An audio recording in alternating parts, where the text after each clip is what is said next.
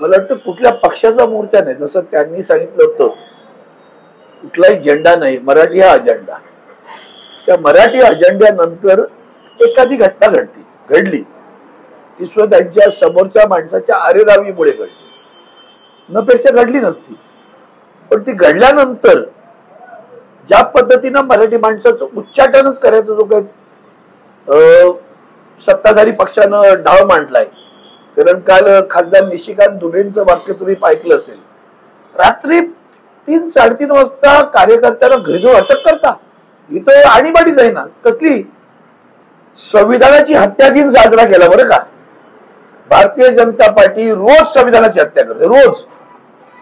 मी अतिशय जबाबदारी रोज हत्या करते.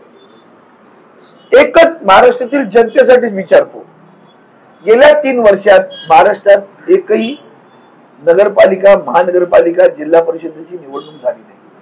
ही संविधानाचा सन्मान की संविधानाची हत्या की संविधानाचा अवमान, एवढं एकच जरी लक्षात घेतलं तर कळेल. लोकशाहीच्या मुळावर येणारी लोक आहेत ती. त्यांना वेगळं म्हणजे उदाहरणार्थ पहलगाम कसं विसरवायचं हा त्यांचा मूळ अजेंडा असतो. अजेंडा काय की तुम्ही पहलगाम मधनं बाहेर या. पहलगामचे मारेगारी मिळत नाहीत आजही. लाज वाटली पाहिजे. पुलवामा तर तेच आहे ना अजूनही. पुलवामा तर कुठे आहे. आणि तुम्ही आपल्या माध्यमातून सातत्यानं हे अशा बातम्या दिवसभर दाखवत राहणार का, तर त्याच्यातून सुद्धा त्यांना एक नॅरेटिव्ह सेट करायचं आहे. हिंदी मराठी. महाराष्ट्रानं हिंदीला कधी विरोध नाही केला बरं का. महाराष्ट्रात कधीही तू हिंदू बोलतोय, हिंदी बोलतोय म्हणून कोणी कोणाला मारलं नाही.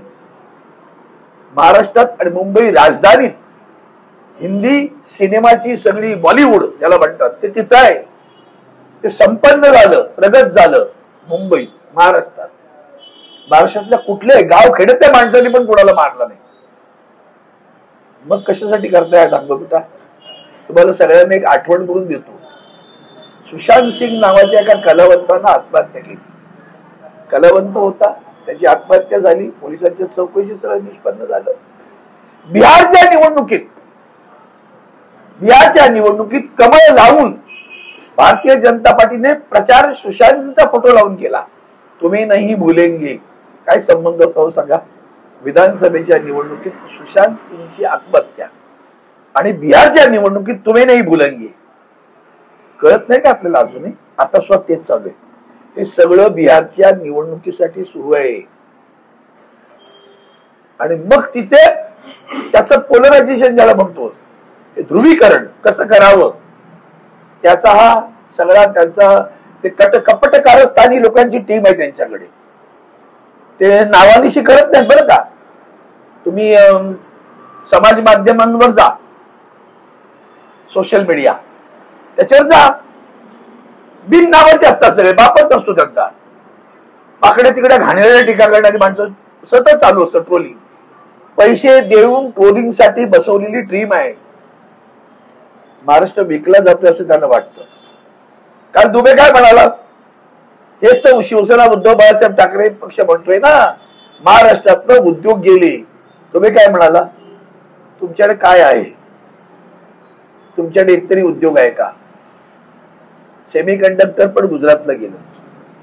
Institute of financial services centre IFSC गुजरातला गेलं. सगळे उद्योग गुजरातला नेले. तुमच्याकडे काय आहे कोणी विचारलं. झारखंडच्या खासदारांनी मराठी माणसाला विचारलं बरं का. आमच्या पैशावर जगताय हा बाज भारतीय जनता पक्षाचा खासदाराला आला कुठून. चिड येत नाही मराठी माणसाला. लाचार बसले ते भारतीय जनता पार्टीत सगळे लोक. ती लाचारांची फौज आहे. आणि त्या लाचारांनी महाराष्ट्राला अवमानित करण्याचं म्हणजे क्षणाक्षणाला महाराष्ट्राला अवमानित करतात. आणि प्रत्येक दिवशी या देशाच्या लोकशाहीची हत्या करतात.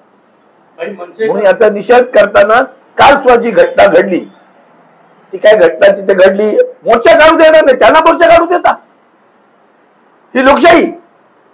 रात्री जो पहाटे अटक करता ही लोकशाही.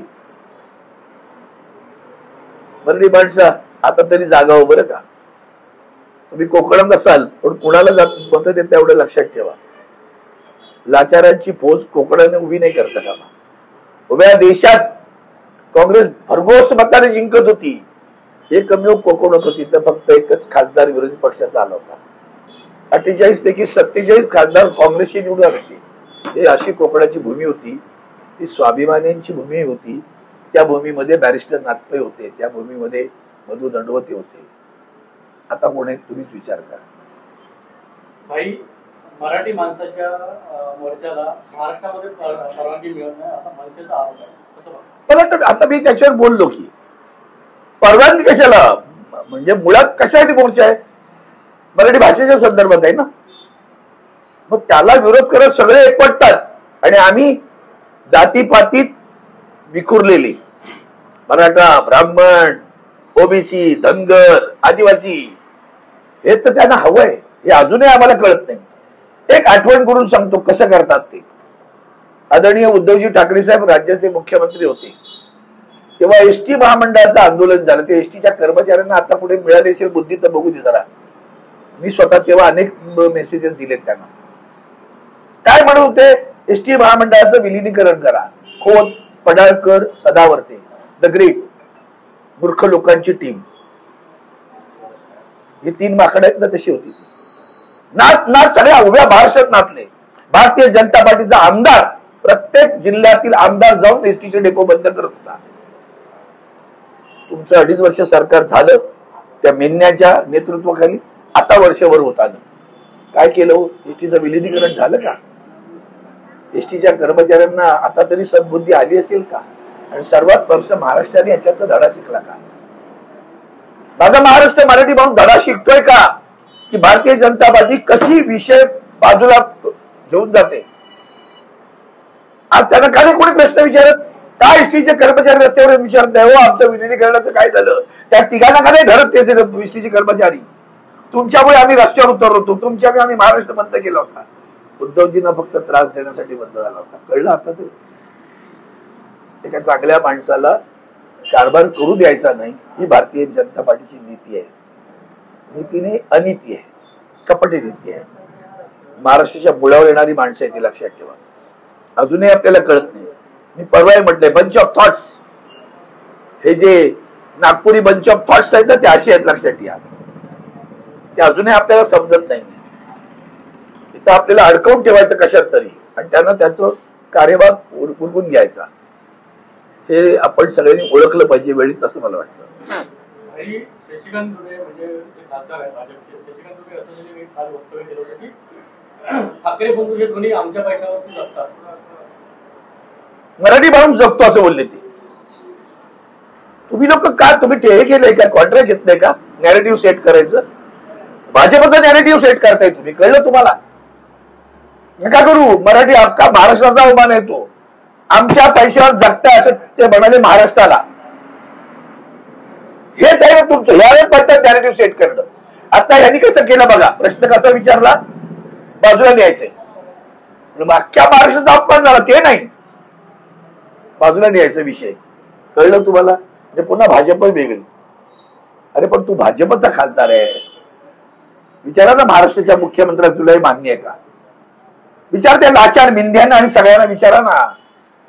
शशिकांत दुबे जे बोलले ते तुम्हाला लागलं की नाही लागलं? त्या लाचार असेच बूट चाटत राहणार तुम्ही. केंद्राची हिंमत होती त्यांची इथं अशी बोलण्याची महाराष्ट्राच्या बद्दल. असा महाराष्ट्र कधीच नव्हता हो. 106 होतात त्यांनी प्राण अर्पण करून महाराष्ट्र निर्माण केलाय. त्यांच्यावर गुळणी फेकतो तो.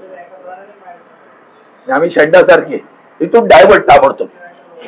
कशासाठी कशासाठी डायव्हर्ट करता विषय? विषय महाराष्ट्राचा आहे, विषय मराठी माणसाचा आहे, महाराष्ट्राच्या अस्मितेचा आहे. तुमच्याकडे काय आहे त्या दोघांनाही विचारलं त्यांनी. महाराष्ट्रात तुमच्याकडे कोणते उद्योग आहेत विचारलं. माझ्याकडे खाणी आहेत, तुमच्याकडे काय आहे? माझ्याकडे रिलायन्स आहे, तुमच्याकडे काय आहे? ती रिफायनरी गुजरात मध्ये आहे, तुमच्याकडे काय आहे? विचारलं ना. विचारा सत्ताधाऱ्यांना. त्या प्रश्नांची उत्तर द्या म्हणून. महाराष्ट्राला लुबाडणाऱ्या आणि लाचार लोकांचं सरकार तुमच्या मुळावरच येणार लक्षात घ्या. म्हणजे बिहार उत्तर प्रदेश मधला एक बॉलिवूडचा अभिनेता निरहुआ मुंबईत राहतो, मात्र मराठीला विरोध करतो. तो म्हणतो मी मराठी बोलणार नाही. बघा पुन्हा तोच मुळे तुम्ही आता ते नॅरेटिव्ह सेटच करू नका. माझं म्हणणे मी आता जे बोललो तेवढंच दाखवा बस. त्याला मार्ग का पण बिहारची निवडणूक द्याकडे लढायची का तुम्हाला? नाही ना. बिहारचं कॉन्ट्रॅक्ट घेतलंय का तुम्ही लोकांनी? तेही सांगून टाका ना. मग अहो त्या निशिकांत दुबे बद्दल बोला ना तुम्ही 10 वेळा. लल्लू पंजू लोकांबद्दल कशाला बोलता? निशिकांत दुबे हा भारतीय जनता पार्टीचा खासदार आहे, एका कमिटीचा चेअरमन आहे. तो जेव्हा असं बोलतो तेव्हा त्याची दखल जास्त घ्या. गल्ली मुळात उंदीर इकडे गेला, मांजर इकडे गेला नका सांगू. अवस्था फार बिकट आहे. सत्ताधारी पक्षाचे आमदार निलेश राणे यांनी त्याबाबत प्रश्नचिन्ह उपस्थित केलंय. काय निलेश राणे असं म्हटलंय की तुम्ही मेडिकल कॉलेज उभारलंय शासकीय, तुम्ही कंपाऊंडर बाहेर काढताय का, असं त्यांनी सत्ताधाऱ्यांना दिवसलं. नशीब आहे समजायचं. एखाद्या तुम्हाला तरी सद्बुद्धी दिलं तरी बरं आहे. मुळावर जा म्हणावं, बाकीचं नका बोलू. पुन्हा हे असंच आहे, फांद्या हलवणं आहे. मुळावर जा, मग कळेल मुळात काय आहे ते.